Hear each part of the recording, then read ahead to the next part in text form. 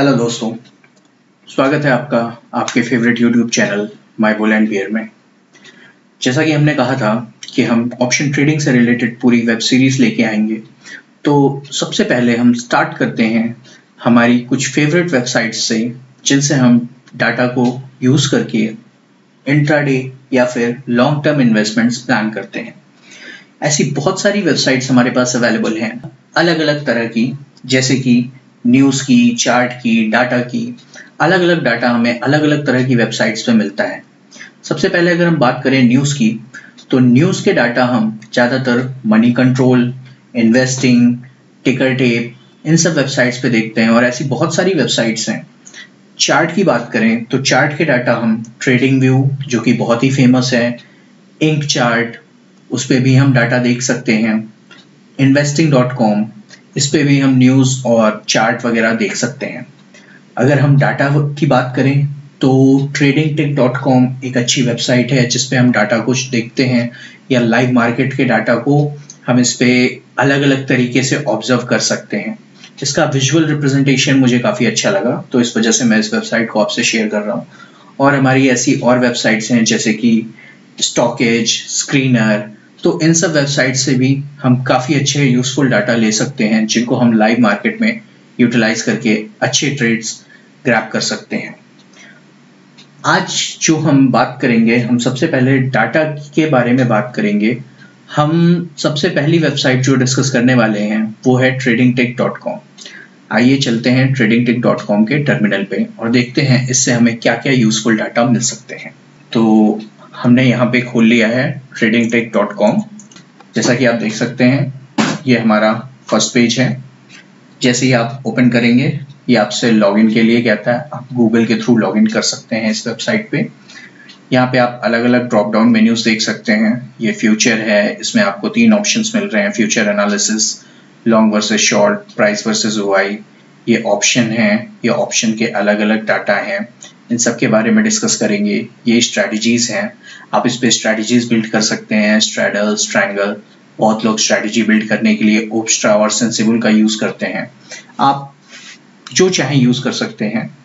ये back testing है, आप इंट्राडे डाटा को बैक टेस्ट कर सकते हैं। आइए कुछ ऐसी चीजों के बारे में डिस्कस करते हैं जिनको हम लाइव मार्केट में यूटिलाइज करते हैं। सबसे पहले हम आते हैं ओआई एनालिसिस पे, जो कि हमें ऑप्शंस के अंडर में मिल जाएगा। ये सबसे पहला ऑप्शन है ओआई एनालिसिस। इसे खोलते हैं। हमारे पास ये जो ऑप्शन आते हैं, यहाँ पे हम Nifty, Bank Nifty, Fin Nifty, तीनों में से किसी को भी चूज कर सकते हैं। अगर हमें लाइव मार्केट देखना है तो हम लाइव पे शिफ्ट कर सकते हैं, या फिर अगर हमने किसी पर्टिकुलर दिन के बारे में ओआई डाटा चाहिए तो हम उस डेट को यहाँ से चूज कर सकते हैं। फिलहाल हम लाइव डाटा पे ही रहते हैं। इस पे हम और नीचे आएंगे तो हमें ये बार्स के फॉर्म में यहाँ पे डाटा दिखाई देता है। ये हमारा ओपन इंटरेस्ट डाटा है। हमने सबसे पहले यहाँ पे सिलेक्ट किया है बैंक निफ्टी। चलिए हम इसको निफ्टी पे सेट करते हैं। निफ्टी पे आते हैं तो हम डाटा की बात करते हैं। ये जो आपको रेड कैंडल दिख रही है, ये आपके पुट के ओआई डाटा हैं, और ये जो आपको ग्रीन कैंडल्स दिख रही हैं, ये आपके सी के ओआई डाटा है। उसी तरह से ये नीचे हैं। अब आप कहेंगे इन दोनों में डिफरेंस क्या है, तो आप जरा यहाँ पे हेडिंग ध्यान से देखेंगे तो ये चेंज इन ओआई है और ये ओवरऑल ओआई है।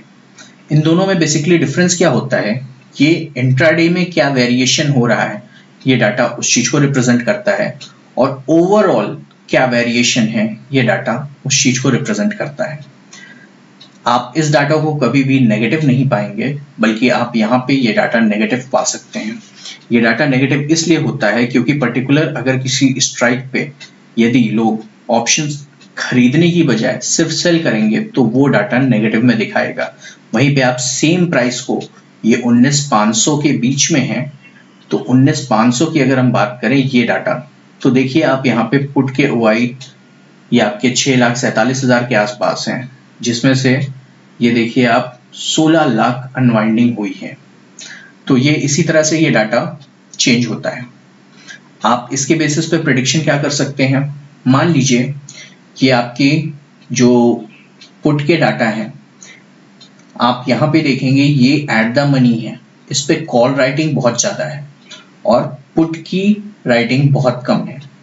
तो इस चीज से अगर हमें एक गेस लगाना हो तो हम इस चीज को कह सकते हैं कि यहाँ से पुट के राइटर्स कम हैं और कॉल के राइटर्स ज्यादा हैं। इसकी वजह से पॉसिबिलिटी है कि मार्केट नीचे जाने की कोशिश करेगा बशर्ते ऊपर जाने की। क्योंकि आप इस चीज का खास ध्यान दीजिएगा कि ये जो कॉल राइटिंग होती है, हमारे जो कॉल राइटर या पुट राइटर्स होते हैं, ज्यादातर मार्केट में यही रेजिस्टेंस और सपोर्ट क्रिएट करते हैं। तो हम इस चीज को नहीं मानेंगे, हम इन बार्स को इस बेसिस पे देखेंगे कि ये बार्स रिप्रेजेंट कर रहे हैं सेलर्स के पॉइंट ऑफ व्यू को, ना कि बायर्स के।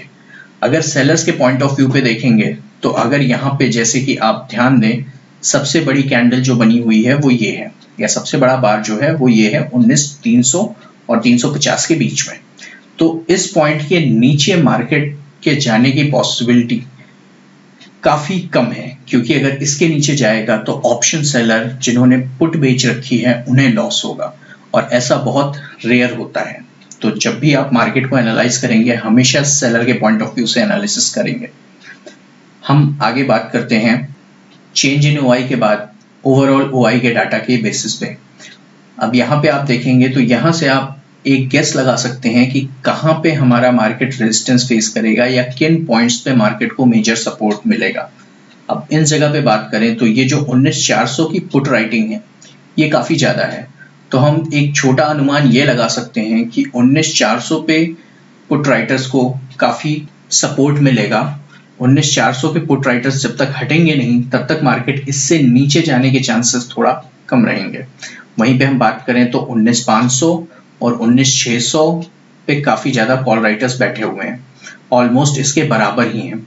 तो इसके ऊपर भी मार्केट को जाने में अच्छा खासा समय लग सकता है, या फिर अच्छे खासे बायर्स स्ट्रांग होंगे तो ही मार्केट इस रेजिस्टेंस को क्रॉस कर पाएगा। ये तो हुई ओपन इंटरेस्ट डाटा की बात।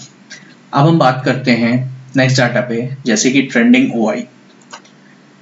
आप यहाँ पे देख सकते हैं ये अलग अलग चार्ट्स पे हमें ट्रेंडिंग ओआई बता रहा है। यहाँ पे आप देखिए अलग अलग समय पे, जैसे कि 9 बजे, 9:25, 9:30, जैसे जैसे आप आगे जाते जाएंगे इन सभी स्ट्राइक्स की ओआई के डाटा किस तरह से चेंज हुए हैं, आप इस चीज का आइडिया इस चार्ट को देख के लगा सकते हैं।